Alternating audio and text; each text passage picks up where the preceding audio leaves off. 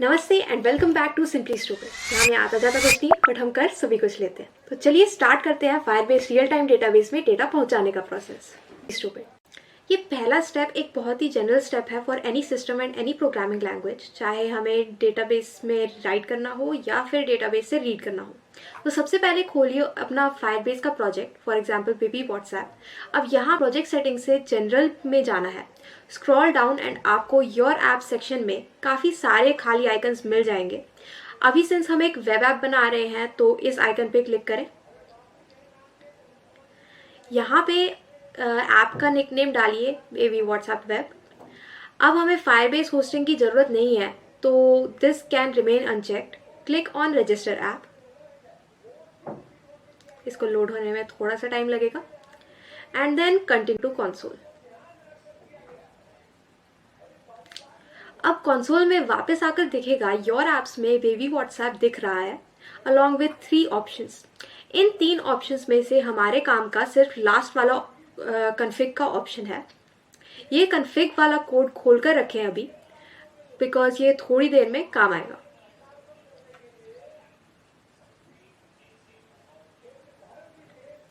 Next आप सबसे पहले अपने प्रोजेक्ट के लिए एक फोल्डर बनाओ, जैसे कि मैंने ये फोल्डर बनाया है एंड मैंने इसका नाम बेबी व्हाट्सएप रखा है।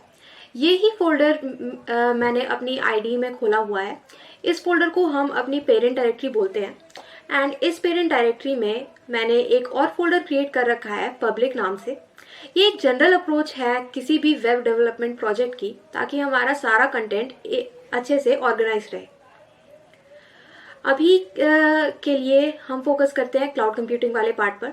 तो अब मैं बिल्कुल नहीं चाहती कि आपको स्टेप बाय स्टेप कोड खुद टाइप करना पड़े, इसलिए मैंने एक गिटहब जस्ट पहले ही क्रिएट कर रखा है जिसका लिंक डिस्क्रिप्शन में प्रोवाइडेड है एंड इससे आपको बस कोड उठाना है, जैसे कि यहाँ पे मैं दिखा रही हूँ।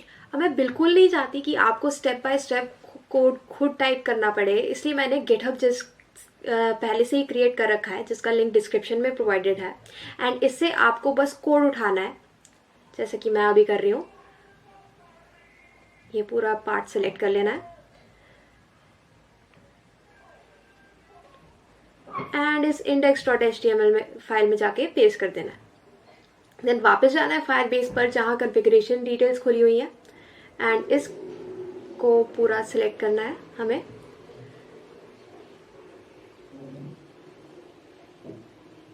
एंड यहाँ पे जाके रिप्लेस कर देना है। उप्स, एक छोटी सी गलती हो गई है, ये ठीक हो गई एंड जस्ट सेव। ये कॉन्फ़िगरेशन डिटेल्स बेसिकली आपके सिस्टम को बताएंगी कि टारगेट कहाँ करना है। जैसे आप सर्च करके किसी भी URL पे क्लिक करो तो ये एक्शन आपकी डिज़ायर्ड वेबसाइट ले जाता है। उसी तरह ये कॉन्फ़िगरेशन डिटेल्स भी आपको बताती हैं कि किस डिज़ायर्ड लोकेशन पे आपका डेटाबेस पड़ा है। And that's it. Now before trying to understand the code, let us take a look at what it does. मैं VS कोड यूज़ कर रही हूँ तो फाइल पे राइट क्लिक करके ओपन विद लाइव सर्वर का ऑप्शन आ रहा है एंड इस पे क्लिक करते ही मेरे ब्राउज़र पे एक वेब पेज खुल जाता है जिसमें मेरे को एक बॉक्स दिखता है। अब इस बॉक्स में मैं कुछ भी टाइप करके सेंड पर क्लिक करूँगी तो मेरा डेटा डायरेक्टली फायरबेस में चला जाएगा। Doubtful? Let's test it out. यहाँ टाइप करती हूँ मैं like share and subscribe to Simply Stupid please, thank you. And submit पर क्लिक करते ही लेट्स नेविगेट टू हमारा रियल टाइम डेटाबेस जहाँ हमने माई चैट में यूज़र 1 क्रिएट किया था। एंड तुम्हें दिखेगा कि indeed this has been updated to the text that we send from our browser. I just want to point out कि ये जो वेब पेज खुला है ये हमारी लोकल मशीन पे ही होस्टेड है। यू शुड नोटिस कि आपके URL बार पे जो एड्रेस आ रहा है 127.0.0.1, आई just want to point out कि ये जो वेब पेज खुला है ये हमारी लोकल मशीन पे होस्टेड है। यू शुड नोटिस कि आपके URL बार पे जो एड्रेस आ रहा है वो भी 127.0.1 होगा, मेरे जैसा। एंड कोलन के बाद जो 4 डिजिट्स हैं, फॉर एग्जाम्पल 5500, वो सिग्निफाई करते हैं आपका पोर्ट नंबर। अब कोड पे वापस जाकर आप कमेंट्स पढ़ सकते हैं जिसमें मैंने स्पेसिफाई कर रखा है कि क्या क्या कोड में चेंज करने से क्या आउटपुट मिलेगा। Feel free to have fun playing around with these variables.